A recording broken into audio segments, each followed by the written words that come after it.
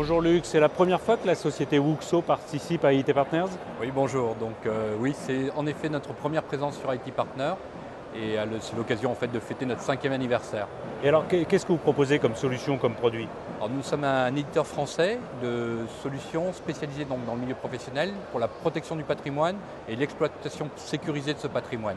Donc on fait des solutions de sauvegarde, des solutions de synchronisation et partage de fichiers et des moteurs de recherche qui permettent de trouver l'information quand on en a besoin. Il y a du matériel, du logiciel, du cloud? Alors, on est avant tout éditeur, ensuite on va stocker les données à la demande du client, soit sur site, sur des box, soit dans le cloud, sur des serveurs que nous hébergeons dans des data centers, soit de façon hybride, à la fois sur site et en réplication dans le cloud. J'ai vu que dans vos produits, il y avait beaucoup U5, U... Absolument. Donc on essaye de faire déjà des produits qui soient intelligibles à la clientèle. Donc c'est U-Backup pour la protection de données, c'est U-Sync pour la synchronisation de fichiers et c'est U-Find pour la partie donc recherche, moteur de recherche documentaire. J'ai aussi beaucoup entendu I Love You sur votre stand. C'est exact. C'est la thématique en fait de nos nouveaux programmes partenaires, bien sûr qui vient chapeauter la suite logicielle qui s'articule autour de You. Et puis c'est un message un petit peu d'amour qui est lancé à nos distributeurs, puisque c'est les revendeurs sans lesquels on ne pourrait pas exister. Vous avez beaucoup de revendeurs, de distributeurs identifiés? Oui, alors sur l'Europe, on a à peu près aujourd'hui 450 revendeurs actifs, donc c'est des partenaires actifs. On a une politique plutôt sélective, on n'a pas vocation à multiplier le nombre de partenariats, on est plutôt très concentré et on aide en fait nos partenaires à développer leur activité plus qu'à multiplier les partenariats. De votre côté, Patrick, ça fait longtemps que vous êtes partenaire de Wuxo? Un peu plus de 3 ans, je crois, pratiquement à leur début. On les a connus par un partenaire Ricoh. On cherchait des solutions externalisées, on cherchait aussi à développer, pas à développer, mais à sortir de la bureautique, puisque le métier bouge beaucoup, avec des dématérialisation. Vous êtes basé où? À Metz, et dans la Lorraine. On travaille sur les 4 départements de la Lorraine. Votre cœur de métier, c'est de... Au départ, c'est la bureautique. Maintenant, avec l'évolution, on est parti sur l'informatique et beaucoup la sécurité et la sauvegarde. C'est ce qui nous a beaucoup intéressé chez Wuxo.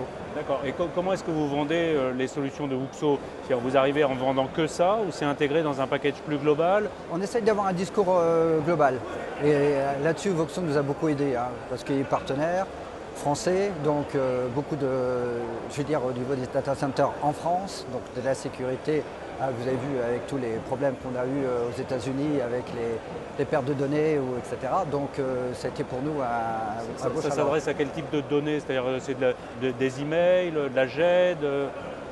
De tout. On a un package avec des, comment dirais-je, voilà, on a différentes, comment dirais-je, possibilités. Donc ça va du 500 gigas au Tetra, etc. Donc ça nous permet comment dirais-je, d'aller, on a la PME, mais on a aussi l'administration, on a beaucoup, c'est très étendu. Et c'est notre profil de clientèle qu'on avait déjà en bureautique. D'accord, d'accord.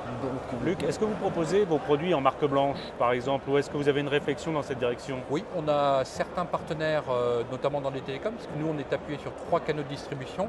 La bureautique, avec lesquels on travaille avec des constructeurs. Les principaux sont aujourd'hui Ricoh et Toshiba, qui sont les 2 fers de lance avec lesquels on travaille. On travaille également dans le milieu des télécoms, avec des sociétés qui sont présentes par exemple sur le salon comme Coriolis, et qui là sont des solutions en marque blanche, par exemple dans le domaine des télécoms. En bureautique, on est plus dans un modèle de distribution, où on propose nos produits. En télécom, c'est plutôt une appropriation de nos couches logicielles dans des produits existants. Pour les télécoms, c'est pour sauvegarder des communications ou c'est pour sauvegarder les outils de messagerie eux-mêmes? Ce sont l'ensemble, c'est vraiment quand on parle de patrimoine numérique, c'est vraiment l'ensemble des données qui constituent ce sans quoi une entreprise ne peut plus travailler aujourd'hui. Donc ça va de l'email, bien entendu, la messagerie, mais ça va toute la bureautique, tous les fichiers qui sont produits, les suites logicielles PowerPoint que vous connaissez, Word, Excel, etc.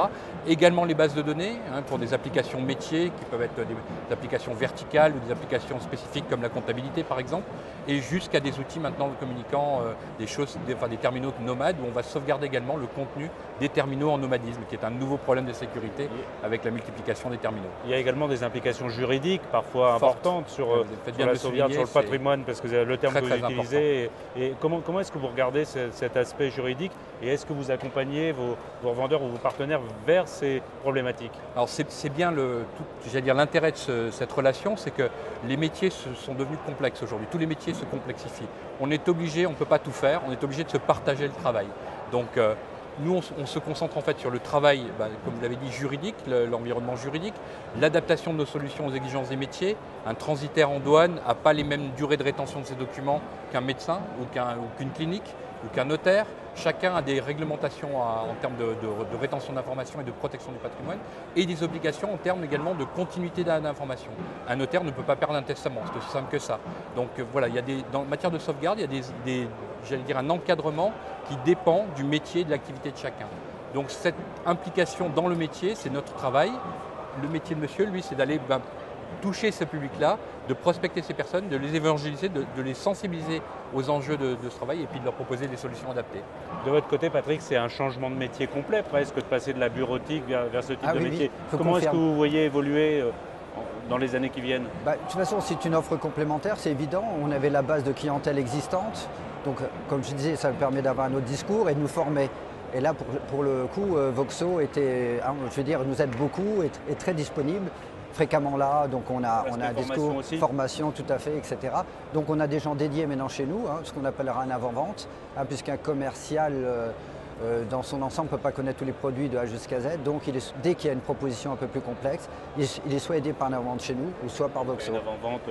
Donc qui est plus spécialisé dans le produit et qui maîtrise, parce qu'il y a un cahier des charges à faire avant et après, dès qu'on parle de sauvegarde, de sécurité. Est-ce que vous avez une réflexion pour facturer vos produits un petit peu en mode mensualisé ou... Alors là, ça va dépendre un petit peu là, c'est plus le travail de monsieur. Nous, on est bien sûr ouvert à toute forme économique qui tienne la route et surtout qui satisfasse les exigences du client. Si un client veut travailler sous forme d'abonnement, la société Bureau Lore est tout à fait capable de travailler sous forme d'abonnement. Si elle préfère acheter ses produits, en être propriétaire, il y a des offres également chez Bureau Lore pour qu'elle acquiert les produits et ne paye que les services. Donc le mode soit financé, soit en achat, soit en abonnement, toutes les offres sont à la carte en fait. Ça dépend des capacités d'investissement des entreprises. On a aujourd'hui de grosses difficultés en TPE pour libérer des budgets, donc l'abonnement peut être une solution. Pour des entreprises qui ont un peu plus de trésorerie, au contraire, préfèrent jouer sur les amortissements, on va acheter et financer. Okay. Voilà. Sous forme de conclusion un petit peu, première participation à IT Partners, ce salon, comment vous le vivez, comment vous le ressentez? Alors déjà une grande fête, un formidable événement pour nous, très sincèrement c'est une grande fête, je pense que c'est une réussite. On a eu un début d'année un petit peu entaché, je veux dire, d'un point de vue macroéconomique par de mauvaises nouvelles. Donc là on est sur maintenant, d'un point de vue économique purement, je pense qu'il y a une dynamique qui s'installe. On a également une prise de conscience grandissante de toute la population TPE-PME des enjeux liés à la sécurité. Voilà. Malheureusement, les mauvaises nouvelles de début d'année renforcent encore le caractère sécuritaire et l'obligation de protéger ces données, son patrimoine. Et je pense, en tout cas, nous, forcément, ça nous aide dans les forces de proposition qu'on a auprès de la clientèle. On est plus entendu parce que les risques... Donc une bonne année 2015. Oui, je pense qu'on fera ensemble une très bonne année 2015 avec nos partenaires, nos canaux de distribution et je l'espère pour nous également. Le prochain challenge étant l'Europe pour nous. Voilà. Merci. Merci à vous. Beaucoup. Merci.